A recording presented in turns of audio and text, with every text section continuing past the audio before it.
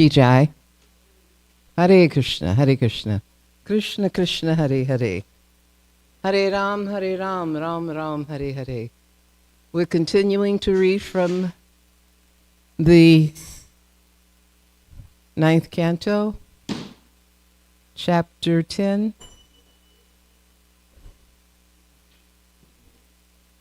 And we're going to cover texts 1 through 11 and focus on text 11.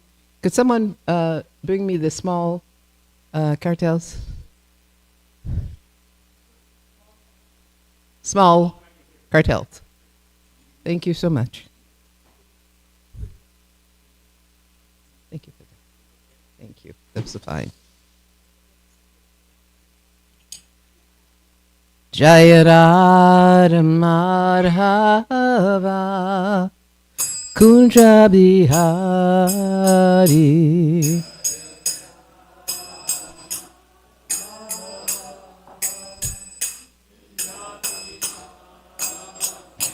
Jayarara Marhava Kunja Bihari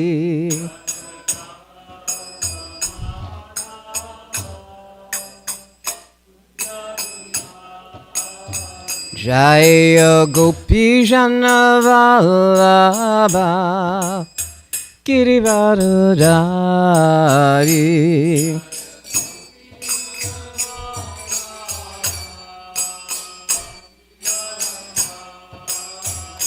Jaya Gopi Jana Vallabha Girivaradari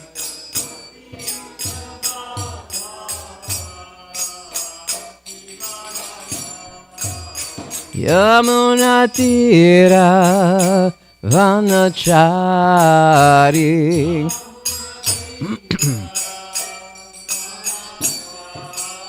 Yamuna Tira Vanachari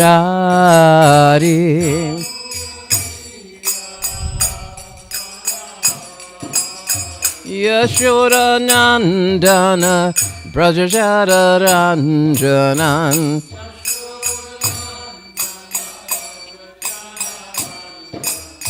Yashoda Nandana Braja Jadaranjanan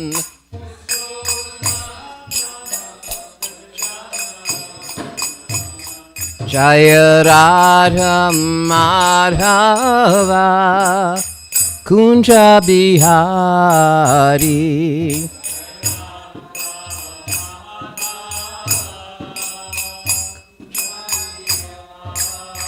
Jaya Radha Madhava Kunja Bihari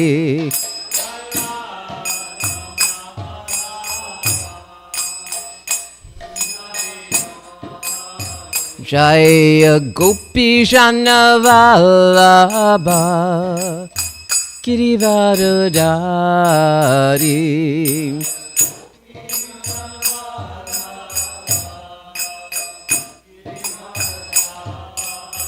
Jaya Gopi Jana Vallabha Girivaradari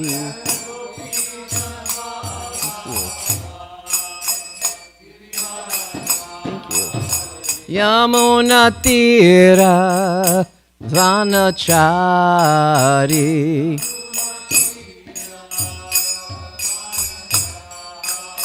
Yamuna Tira Vanachari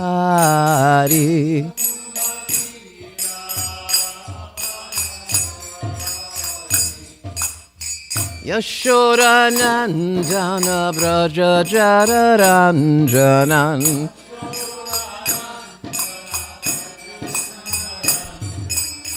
Yashoda Nandana Braja Jadaranjanan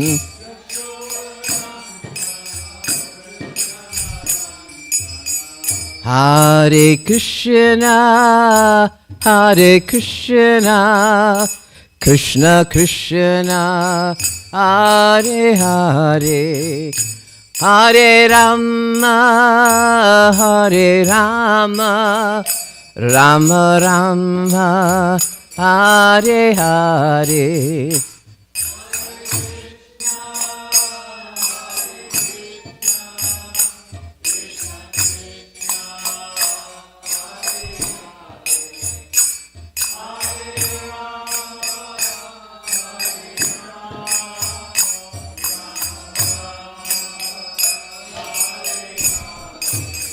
Jaya Radha Kalachandji, Radha Kalachandji Radhe.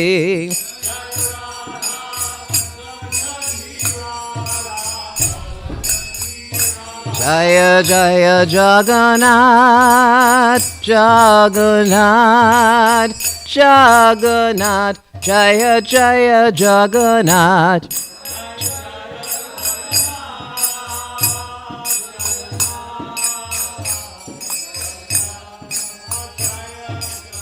Jaya Jaya Baladev, Baladev, Baladev, Jaya Jaya Baladev.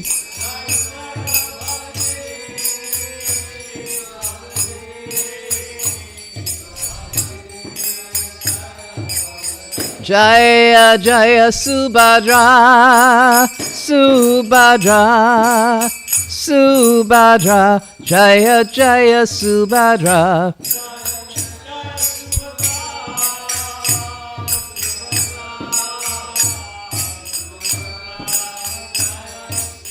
Jaya Jaya Gornitai, Gornitai, Gornitai, Jaya Jaya Gornitai.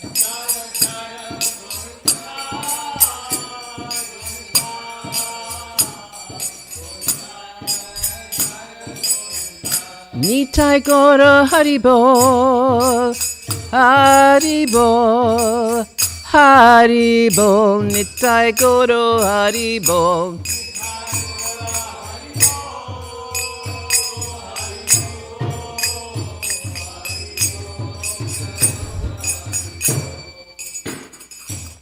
Jai, Srila Prabhupada ki jai, Jai Shri Radhakala Chandridam ki jai, Jai Shri Srimad Bhagavatam ki jai.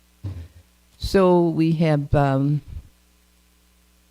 couple of purports to read, and chapter 10 covers the pastimes of Supreme Lord Ramachandra,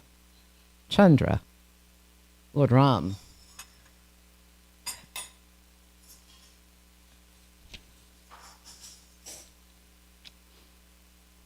Om Namo Bhagavate Vasudevaya. Om Namo Bhagavate Vasudevaya. Om Namo Bhagavate Vasudevaya.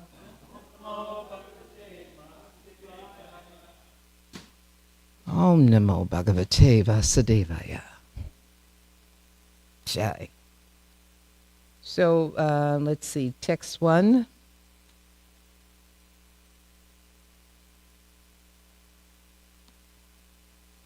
So who would like to start? I hope it's working.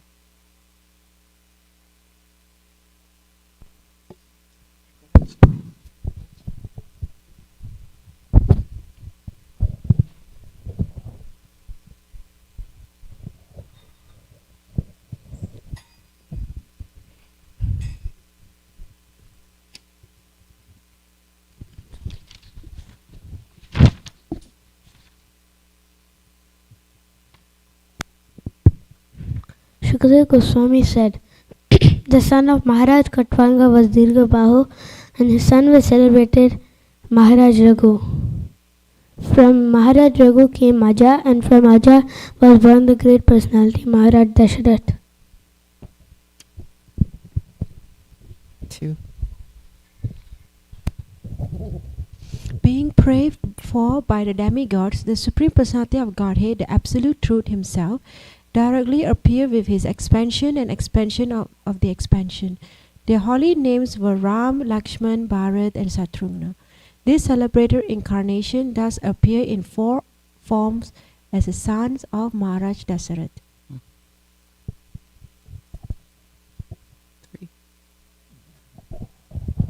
O King Parikshit, the transcendental activities of Lord Ramachandra have been described by great saintly persons who have seen the truth. Because you have heard again and again about Lord Ramachandra, the husband of Mother Sita, I shall describe these activities only in brief. Please listen. To keep the promise of his father intact, Lord Ramachandra immediately gave up the position of king and, accompanied by his wife Mother Sita, wandered from one forest to another on his lotus feet, which were so delicate that they were unable to bear even the touch of Sita's palms. The Lord was also accompanied by Hanuman or by another monkey Sugriva, king of the monkeys, and by his own younger brother Lord Lakshman, both of whom gave him relief from the fatigue of wandering in the forest. Having cut off the nose and ears of Shurpanakha, thus disfiguring her, the Lord was separated from Mother Sita. He therefore became angry, moving his eyebrows and thus frightening the ocean, who then allowed the Lord to construct a bridge to cross the ocean. Subsequently, the Lord entered the kingdom of Ravana to kill him like a fire devouring a forest. May that Supreme Lord Ramachandra give us all protection. 5. In the area of sacrifice proceeding by Vismatria and Lord Ramakadra, king of Andori, and killed many demons, Raskanasa, and uncivilized men who wonder at the darkness of Ramakandra, and who kills Laka Mentra, and enough to give us protection. Thank you. 6 to 7 translation. O king, the pastimes of Lord Ramachandra were wonderful, like those of the baby elephant. In the assembly where Mother Sita was to choose her husband, in the midst of the heroes of the world, he broke the bow belonging to Lord Shiva. The bow was so heavy that it was carried by 300 men, but Lord Ramachandra bent and strung it and broke it in the middle, just as a baby elephant breaks a stick of sugar cane. Thus the Lord achieved the hand of Mother Sita, who was equally as endowed with transcendental qualities of form, beauty, behavior, age, and nature. Indeed, she was the goddess of fortune who constantly rests on the chest of the Lord. While returning from Sita's home, after gaining her at the assembly of competitors, Lord Ramachandra met Parsuram. Although Parsuram was very proud, having rid the earth of the royal order 21 times, he was defeated by the Lord, who appeared to be a Kshatriya.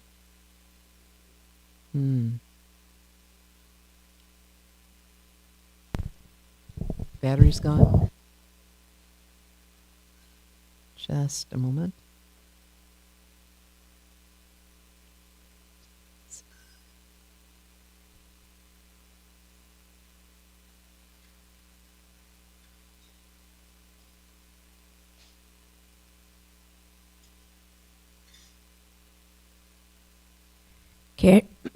Carrying out the order of his father, who was bound by a promise to his wife, Lord Ramachandra left behind his kingdom, opulence, friends, well-wishers, residents, and everything else, just as a liberated soul gives up his life, and went to the forest with Sita.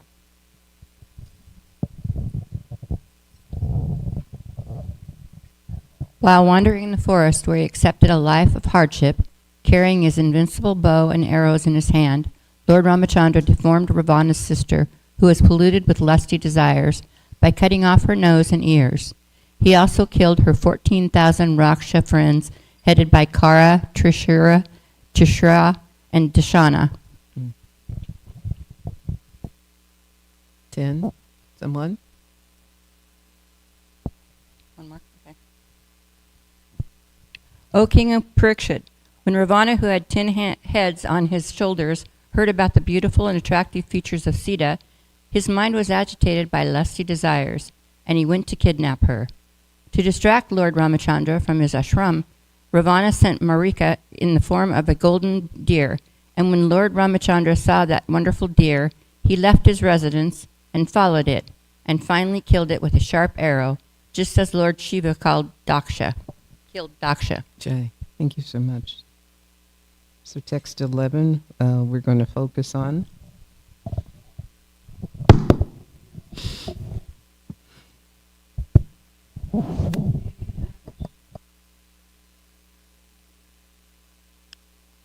What should we, I'm sorry? We're not reading the shloka? Oh. Okay, I have no problem. I'll do that. Namo Vishnu.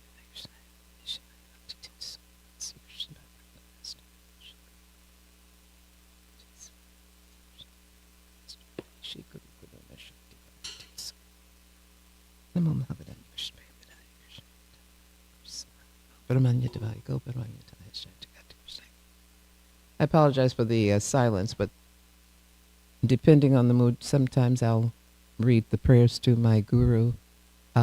So that's why we had that.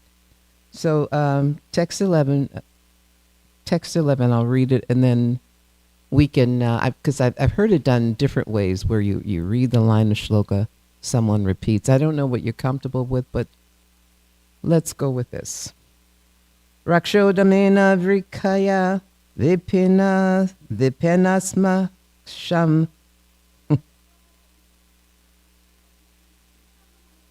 Vadeha Raja Duhitara Apapa Pitayam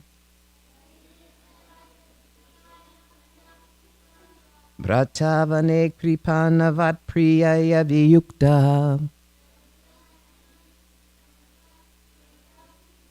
Street Shangam Gatim Iti Pratayam Chachara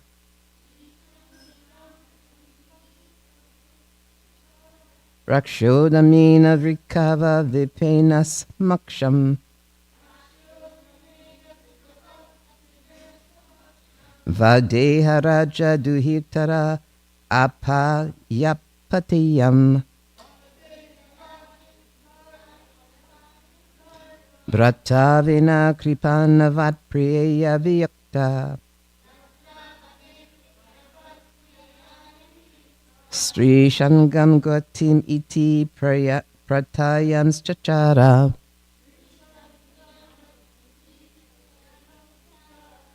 I apologize, we're running out of time because I got a little carried away. So if someone wants to read the next, just read the shloka and we'll repeat and then we'll get into the text. Anyone?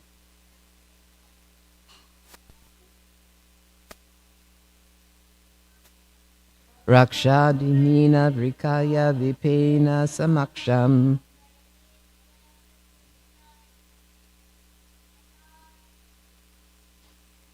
Vadeha Raja Dihirta Apaya Pitayam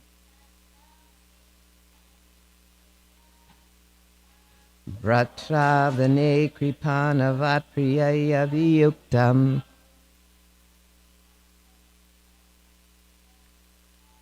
Sri Sanginam Gati Itam Pratam Yaschachara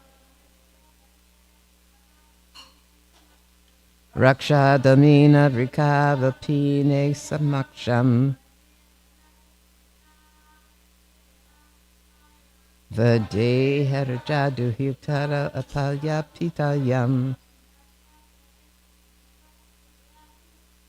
Brataravane Kripanava Priyeya Viyaktam Sri Sanganam Gati Itam Pratamyam Suchaya. Thank you. Word for word, Raksha Adhamina. Sure.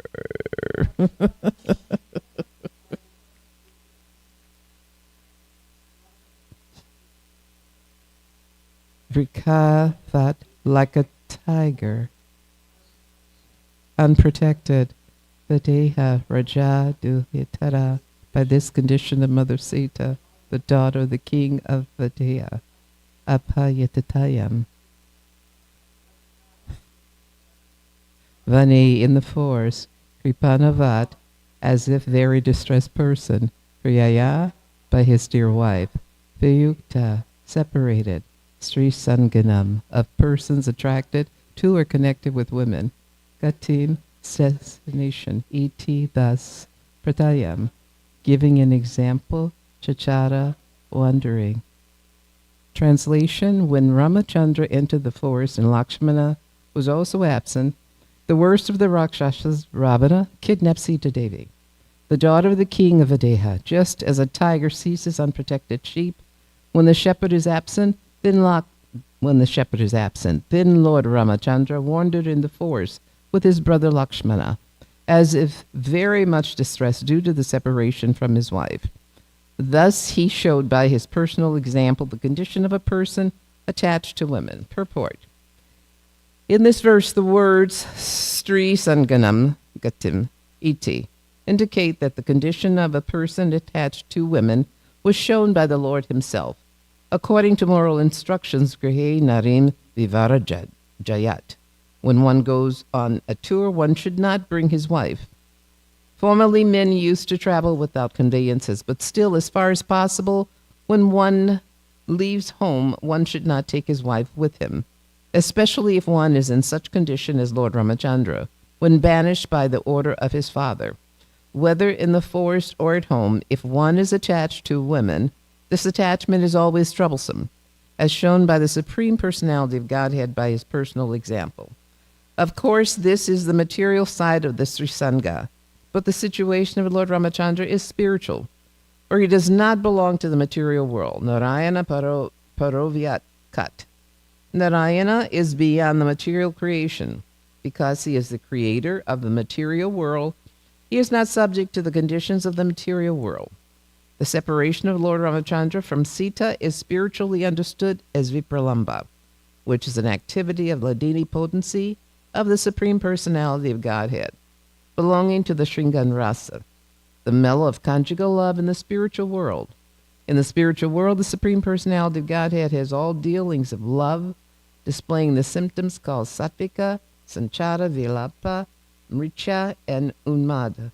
Thus, when Lord Ramachandra was separated from Sita, all these spiritual symptoms were manifested. The Lord is neither impersonal nor impotent. Rather, he is Satchidananda Vigraha, the eternal form of knowledge and bliss. Thus, he has all the symptoms of spiritual bliss. Feeling separation from one's beloved is an item of spiritual bliss. As explained by Srila Swarup Damodar Goswami, Radhakrishna Pranaya, Victor, Ladini Shakti, the dealings of love between Radha and Krishna are displayed at the pleasure potency of the Lord. The Lord is the original source of all pleasure, the reservoir of all pleasure. Lord Ramachandra therefore manifested the truth both spiritually and materially. Materially, those who are attached to women suffer, but spiritually, when there are feelings of separation between the Lord and his pleasure potency, the spiritual bliss of the Lord increases. This is further explained in Bhagavad Gita 9:11. Avajanantam madmuda manusamtanu asritam parambhava ajananto mambuta maheshwaram. One who does not know the spiritual potency of the Supreme Personality of Godhead thinks of the Lord as an ordinary human being. But the Lord's mind, intelligence, and senses can never be affected by material conditions. This fact is further explained in Skanda Purana as quoted by Madhvacharya.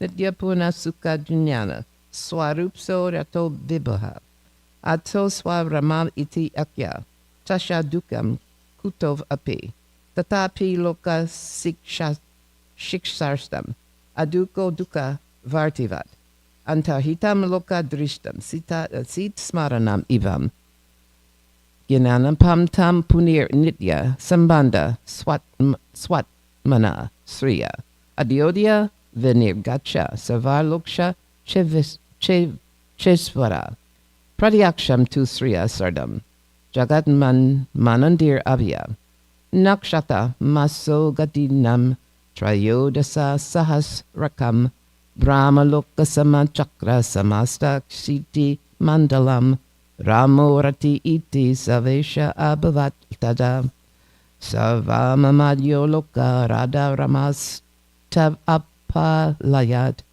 It was actually impossible for Ravana to take away Sita.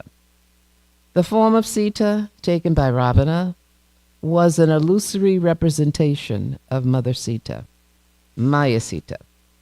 When Sita was tested in the fire, this Maya Sita was burnt, and the real Sita came out of the fire.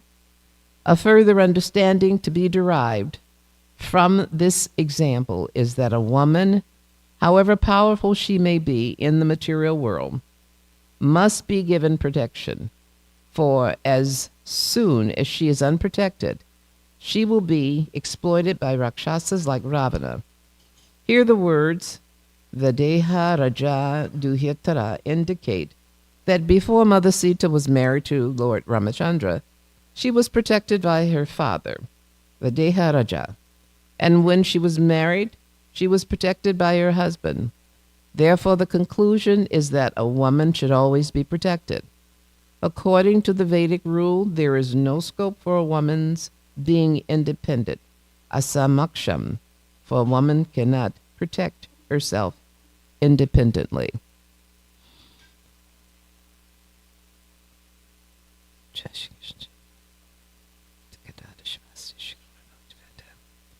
Now, I understand there's a specific time in which we're supposed to complete this, but probably,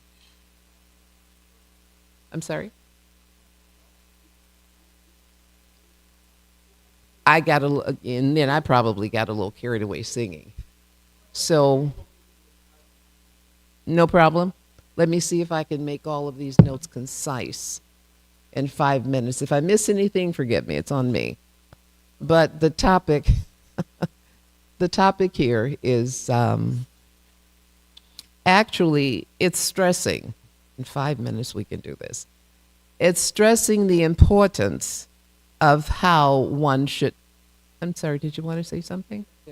I'm sorry. I wanted to say that because we started about 10 minutes late, Yes. that you should take about 5 to 10 minutes longer. So 5:25, 8:25, 8:30. Ah. Let's start questions. Okay, I think that would be good, good. Let me appropriate, see not what we to can shorten. do.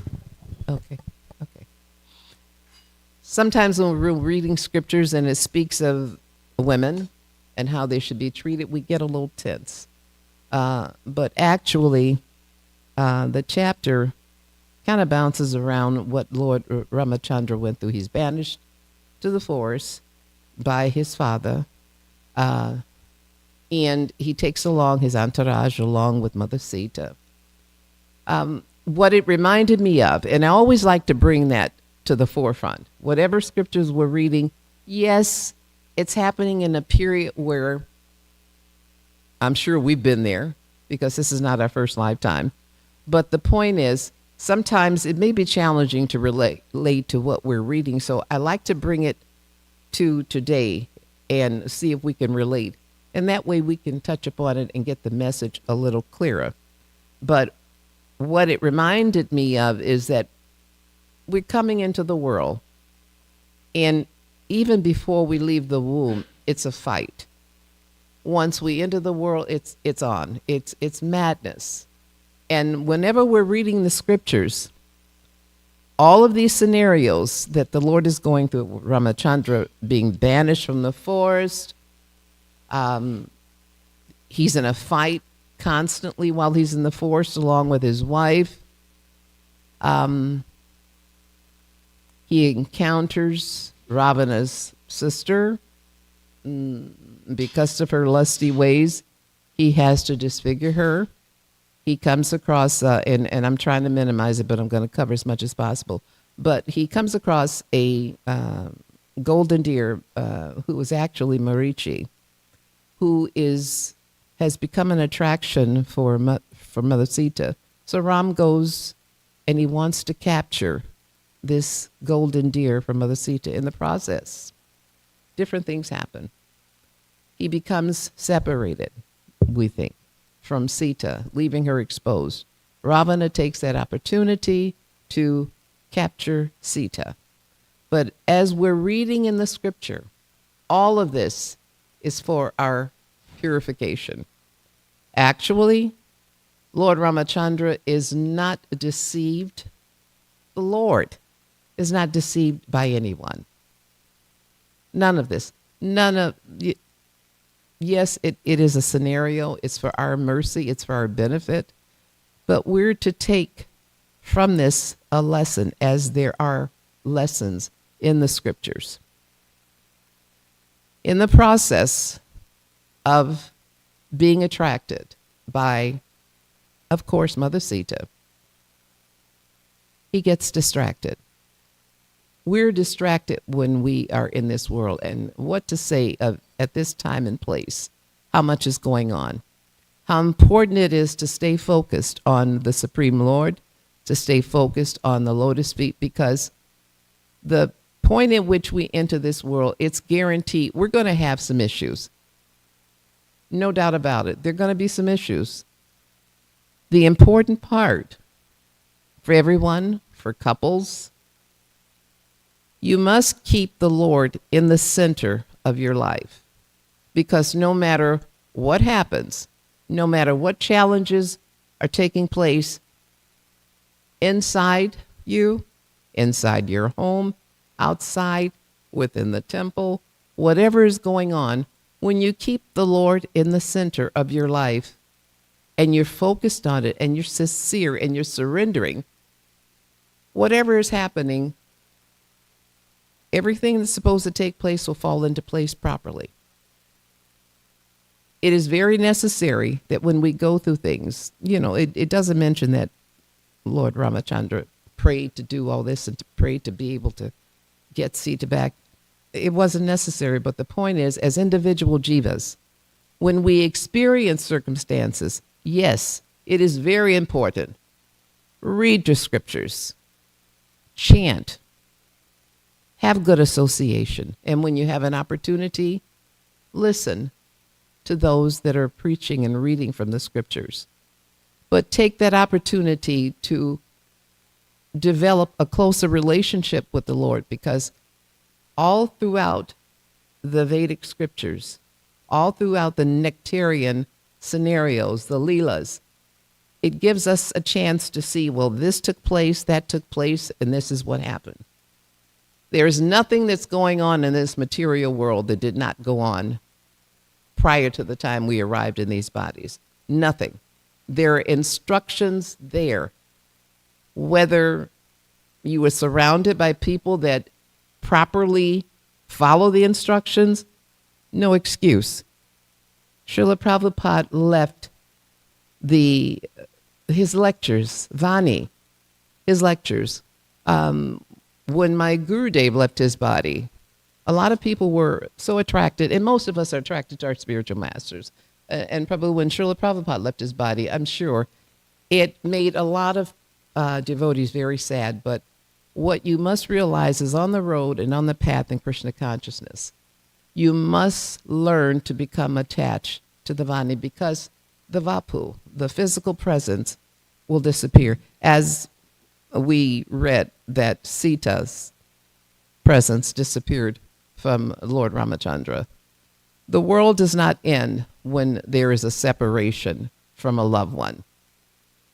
It does end when we fail to take shelter, when we focus, when we don't take advantage of focusing on the Lord, calling out to the Lord and praying to the Lord. It is still important when we're chanting, whatever's going on, we can still pray. It is very powerful. It wasn't necessary for Lord Ramachandra to do this, but the key points here in text 11 is that women should be protected. Now, it doesn't mean that women can be a nonsense and be duplicitous and then expect certain things. The point is, women should be protected. And as far as honoring women, women should also honor the men, even if there is some inconsistency in their behavior we have to apply whatever is being read here to the other. If it's about females, apply to the male. I don't want to get so wrapped up in that, because that'll be a conversation that someone enters into on our site and then questions. But the point is, wherever there is not respect for women and protection for women and children, there is bound to be a disturbance. There's bound to be a disturbance not only in the temple, but in the world, as well as protecting cows, animals. It's a result of how we're treating the innocent. So, without making this very controversial, whatever position we're sitting in, respect each other. But also remember that it is very key to treat and respect women properly. And as you're growing, you've not experienced all these things, but you'll go through different challenges in life where, as a devotee, it may be difficult to follow the instructions. Follow the instructions anyway. It is a much more peaceful setting when we can respect each other and treat each other as children of the Lord, when we can treat each other as family members. And if there is a discrepancy in how we are treating each other, then that's an opportunity for us to do better. But there were so many points that could have been taken, that can be taken away from the scriptures anytime we read it. And that also gives us an opportunity to read the scriptures. Whatever you feel was not covered at this time, my apologies. But the point is, we have instructions on how to live our life from moment to moment. Anytime that we get off track, pull the scriptures out. The lessons are there. If we could follow the lessons and the instructions of the scriptures to the best of our ability, what a extremely different world this would be. And I usually ask, and I'm trying to ask at the end of each talk, if anyone can relate to an experience. And this is kind of a quick question, but can anyone relate to an experience of how they handle being, well, not that anybody is banished to a forest, but can anybody relate to any of the scenarios, especially this is going to be a little tricky, but especially to the point where respect was not given or treatment was not given properly. How did you respond to that? And if you did not respond, how do you think you should have responded to it? That may be a really, really heavy question, but I'm just curious. When I played sports when I was younger, and I had one coach that I really could tell that he loved me. He really cared about me. Then I had another coach that just really wanted to use me for my ability. You know what I mean? Like he was just interested in winning, you know? And I could feel it. It was like really a nasty feeling to be just used because of your ability to do something and not really cared about. And then to have the other side where there was this coach that also was encouraging, was also wanted you to play the best you could, and also wanted you to be but he cared for you as a person. It was such a big difference in my life that I was appreciative to be able to see it and experience it, so I could see these different sides. Thank you. Thank you for sharing that. We're going to have situations, as long as you have more than one person in a particular place at a particular point in time, there's going to be some type of disturbance, some type of disagreement. Expect it. But also understand that as devotees, you have all of the instructions and the lessons that you need to get through it. Yes, there are going to be people that abuse and misuse us. Some people will say, well, that's your karma. Regardless of that being your karma, the point is it happened. Doesn't mean it's something that has to be accepted. That's an opportunity for a correction to take place. Hopefully this particular individual learned the lesson of how to treat people, not just for what they can bring to the table, but the fact of who they are and who they represent, which is so important. I was thinking also I learned a good lesson in that same situation, like, because it felt bad, but don't let it dim your light, you know? Exactly. Like I still played as hard as I could. I still showed up for my teammates and stuff like that. Even though this person, I didn't feel that reciprocation, but there's other people that we can live for, right? There's other Yes. people that we can show up for, and we don't let this person destroy us, you know, or And see, destroy our that- light. That's a big step in progress in learning from that. When things happen, and especially if they're challenging to us, don't just drop it.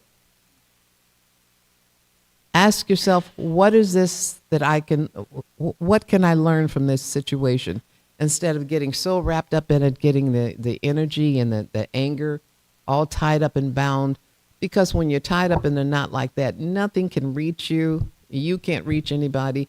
And it's just a total disturbance. And expect things to take place in this day and age.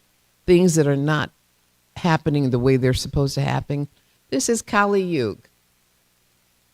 Even devotees are not going to behave the way they're supposed to behave. I always say that, especially when you come across when you come across anyone, you expect the best behavior. But when you come across a devotee, that devotee should be mirroring the examples that his guru gave us. Otherwise, shame on them. We have examples. We have a very good system of how to interact with the world, to be an example.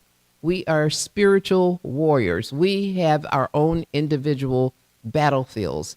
And it's up to us as to how we take shelter of the holy name, how we take the instructions of the Vedic scriptures, and how we use it to our advantage. Whatever is going on, whatever the intensity is, treat it as a learning experience. And it's up to you as to how you want to swing that lesson, as far as what you want to learn from it. But whatever is happening should not dim our Krishna consciousness. It should pull us closer to Krishna. And actually, we should be little beacons of light here in the world. Srila Prabhupada, for the length of time that he was in this world, very short point in time, but the impact that he had on the world, amazing. I don't know that anyone will ever come along and do that, but the point is, we've got examples that have been set. Follow the examples. Don't follow them just because, oh gosh, it makes me feel good, angry. No. We need to get along with each other. We need to understand we have instructions in order to get back to the spiritual world. We need to behave in such a way that we belong there. Until we do, we'll just keep changing bodies lifetime after lifetime after lifetime. So I think I've wound it down to like 1 minute.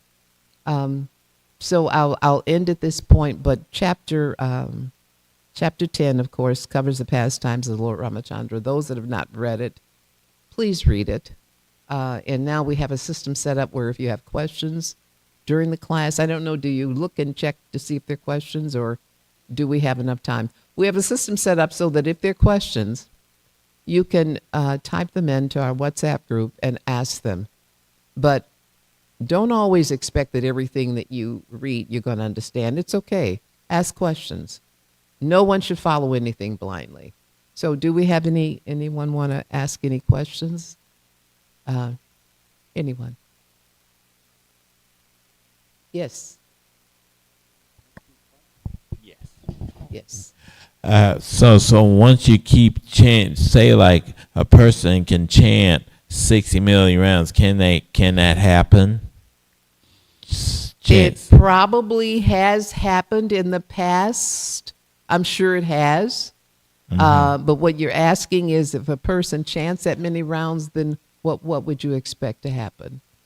Do they go to the spiritual world of Godhead? It all depends. It all depends on that individual, the life that they're living.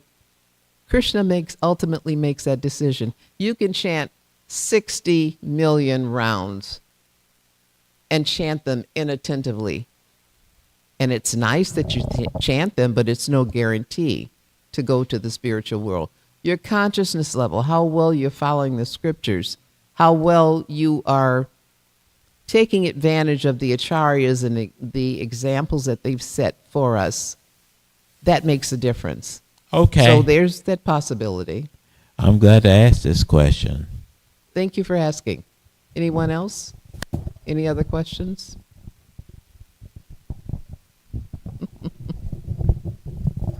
Yes, Chelsea. Hare Krishna, Mother Antaryami. Hare Thank you Krishna. for a nice class, and thank you for adjusting all the schedules. I know it can be, you're sitting on the Vyasasana and okay, this time, and it could be quite distracting. So thank you for accommodating. Thank you. So on this topic, I really appreciate the point that you brought out about following the example of our spiritual masters. And there's so many points about, women should be protected, and for women and men to take shelter of guru, sadhu, shastra, association of devotees, taking that shelter. That was so nice. And just thinking that anytime you say, okay, what would my Guru Maharaj do? And we know we fall short, but then that's such a lifetime of learning and growth that we Yes. can have Yes. when we always try to see, okay, what would my Guru Maharaj do? What would, in my example, I always think of Mother Nidra, one saint in Denver. Yes. And okay, what would Mother Nidra do in this example? And that is such a wonderful meditation for us. Thank you. Jai. Thank you for sharing that. Anytime we're stumbling and we're at a crossroad and it's like there's no one around to respond to an issue, we can ask ourselves, someone that's a mentor to us, or also our spiritual masters, what would they do? How would they handle this? And since my Guru Maharaj has left his body, I've really focused on that. It's like, okay, so what would Sripad Bhakti Tirtha Swami do in a situation like this? And I must say that even though the spiritual master leaves his body, is no longer physically present with us, their Vani, their teachings are still there. And I also have to say, real quick, those that whose spiritual masters are still in their bodies, my gosh, respect them, treat them properly, communicate with them. Once that physical presence disappears, something changes if you're not following properly, especially. But the point is, even though the spiritual master leaves their body, they are, in most cases, more present than they've ever been. And that's the experience that I have with my Guru Maharaj. He traveled a lot. We didn't see him that much. And based on that, that was a benefit to me and to other disciples that were out east. We didn't get so hung up on, oh gosh, he's there, we can touch him, we can talk to him. We had to learn how to serve from a distance. And we have to do the same with our loved ones that pass on. Even though it's very sad, we have that relationship, we can still have a connection. And with the spiritual master, the connection is eternal, but it's based on our seriousness and how we honor it. But yes, it's always a good idea. You come across a situation, how would this particular soul handle it? There really is no excuse for anyone not following properly, because Krishna arranges that you're surrounded with the proper intelligence and, if necessary, the individuals that can assist you on the path. So that is something that we should really feel inclined to be. Examples of instructions and examples, those little beacons of light that people can see. We're following, gosh, this is something I want to do. This is a person I want to follow. We'll find souls a lot quicker that way than trying to trying to operate as though we are single individuals and we're not connected with anyone. This is a unit Srila Prabhupada has put together, and we have the responsibility to behave as such, and proper behavior is required. Thank you for sharing. I get a little wordy sometimes. Hare Krishna. Thank you, Mataji, for the nice class. You always emphasize on how we should preach by example. You always emphasize on how we behave represents our Guru and Shastra. So thank you for emphasizing every time, reminding us. My question is in regards to what we were reading, that women need to be protected. Pull the mic a little bit away from your mouth. So my question is about the sentence which we read in the translation, that women need to be protected, right? And I've also heard growing up, like the gods reside in the place where women are respected. So that's the culture I came from. Yes. So yes. but recently I was talking to one of my junior whom I studied, and she thinks that she doesn't want to get married. So I was so much about to tell her our Shastra says women needs to be protected. But I understand her point of view also, because now this applies in Vedic times. But now most of the time women and children we are fortunate to have people around us who still live Vedic life because of Prabhupada teachings, we are among devotees. But once we are out of this devotee world, there are so many things happen where women and children are not protected, but they're exploited. Yes. So our fear of not getting married is of being exploited. So to such persons, although we know the truth, although I believe in Shastra, and we know that women need to be protected, and the world out there is much more dangerous than Vedic times, but she's also being scared of being vulnerable. For those kind of women, what do we say? Do we say this is what Shastra says? But there's also possibility that she might become vulnerable, she might get exploited, because this, based on the time, place and circumstance, this may not necessarily true that if she gets married, she may receive the protection, what Shastra says. So what advice should we give in that situation? That's a very good question. And there's so many different ways to answer that one. I remember this topic coming up, women being married in the movement. But I've got to tell you, there are situations where spiritual souls come into this world, and everyone is not, it's not always a commitment to marry. Everyone isn't meant for marriage. And I know that may be a topic for discussion that someone wants to dispute. But the point is, just because there is an institution that says we should be married, there's also that institution that exists here where if one does not marry, we should have the shelter and the protection of the movement that we're in. We should. That's the way it's supposed to go. It's a very, very good question, because it reminds me of my past. And not that it was like Lord Ramachandra's, but I was a very driven, very focused, very strong mindseted individual, to the point where I was banished from my house at a young age. I had a job and everything, but I was still living at home. And I was banished. But the point is, from that point on, I didn't really have such a close shelter, but I knew the Lord. And I've got to tell you that even if one is not married, one takes the shelter of the Lord, one can have the protection that may not be present in a husband, in a father, in a brother, because during my entire lifetime up to this point, I've had the opportunity to have a marriage relationship, and I've also had the opportunity not to have that relationship. And never once, and maybe it's just me, but never once did I feel like I wasn't protected because of the way that I was raised. I always understood there was a Lord. I always understood that I was his child. And I always understood that he protected me. And that feeling is even stronger when I came into Krishna consciousness, because I took it word for word. We are the eternal children of the Lord. He is our most precious, most supreme well-wisher. He's our eternal Father. He protects us. So there's scenarios that will happen in a female's life where she may be faced against, do I marry, do I not marry?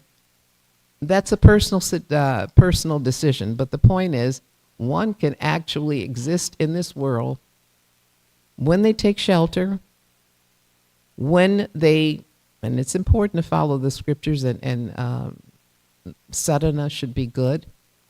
And if you can be an example for someone to increase their sadhana, to be a little bit stronger, one can exist in this world and take shelter of the lotus feet of the Lord through the shelter of Guru. I've always felt protected. I've not felt unprotected. So that's just me as an example.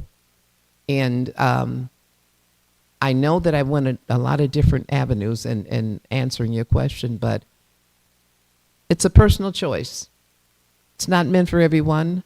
However, as a female, if one does not decide to do that, it is possible to go through this world, through this life, with the proper association and shelter and be protected for the rest of her life. So did I answer any part of that for you? I hope I did. I think my take home from this, the advice I could give her is, the Shastra is still right that you need to be protected, you need to take shelter. But if you don't feel confidence in a person who is having a material body, you can always take shelter of the Lord, so that protection is still there and Shastra still applies now. Is that right? Absolutely. Absolutely. Absolutely. Even in a scenario where, real quick, maybe in a relationship, it's not perfect. Different people handle that scenario. But there is a point where even if all of that isn't working, take shelter of the scriptures. Lord Krishna will get you through anything if your faith is strong enough. It is possible. Thank you.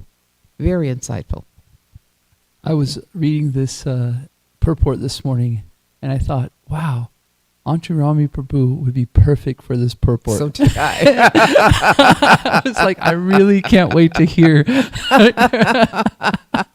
I did too. I got a little carried away. I mean, I wrote more than I should have written because it's like, this resonates with me. Yeah. Yes. Yeah. Perfect. If you can just set it up so these, whatever I preterm are perfect for me, that would be I'll tell you what, wonderful. So many times things get, I don't schedule, I do my best. And yes. I've seen this happen so many times where it's like the person on the Vyasasan is meant to be the person on the Vyasasan. I was like, Kalashanji is in control. That is true. Two things. I was thinking about how last week you mentioned, it was kind of to Tulsi Saki Prabhu's mentioning of what would my spiritual master do, or these elevated souls. I was thinking last week how you were saying that we should live our life like the spiritual master is right there. Yes. You know, how would we all be acting right now if Srila Prabhupada was right there? And the thing is he is there. If we just have to make the choice to like act in a way that like the spiritual master is there. Good point. Such a strong point. meditation, you know. Good point. The other thing was, I was thinking that, you know, Srila Prabhupada talks about how the only problem in this material world is that there's no God, you know, the God consciousness, there's no Krishna consciousness. And I was thinking about this situation that Lalita Mataji was talking about, was that we all need to take shelter of someone. Even the king is supposed to be taking shelter of the brahmanas, who are the representative of Krishna. But that's the principle is that we're taking we're taking shelter of Krishna, and then we're taking shelter of his representative. And so the spiritual, you know, although a woman or a man might not get married, there always should be the protection of the spiritual master. Absolutely. That's so important, because the Lord's mercy is coming from there, you know. Absolutely. What do you think? That is so important. We should take shelter whether we're men or women. We must take shelter. What usually happens is we think we're in control, which is why sometimes our mouth and our actions get us into trouble. When we take shelter of Guru, and present ourselves in such a way that Guru is standing in front of us, and our behavior is being watched whether we realize it or not. And whatever we do, good or not good, it will come back at you. Maybe not at the immediate time, but it's not that we should walk around being afraid, but we have a responsibility to represent Guru and Krishna. When we're not representing Guru and Krishna, we get into trouble. A lot of things happen because we've taken control of the situation. We've not asked for shelter. We've not taken shelter, and we think, I got this. I can handle this. No, you can't. No, you can't. I have to move myself sometimes away from my children's life because whatever's going on is like, oh, mom's got this. Well, Krishna has had it all along, even when I'm not there. So we have to realize where the control is. We have to take shelter of it. And it actually makes us stronger, and it makes us better representatives of Guru and Krishna. That's like a nice thought to walk away with. Whatever action you take from this day on, understand, if you don't have a guru, if you do, they're right. They see everything that you do. And if you think they don't, Krishna's monitored you lifetime after lifetime, things you don't even remember, he knows. So our thing is to be better at what we weren't better at before in this particular life, and to live in such a way that whatever we do, it can be offered up to Guru and Krishna. Otherwise, we're going to have a problem, guaranteed. When we walk around and we think, I know this, I know that, and understand, you know things based on the mercy of Guru and Krishna, and you should behave in such a humble way and with humility. There's always an instruction. There's always an instruction.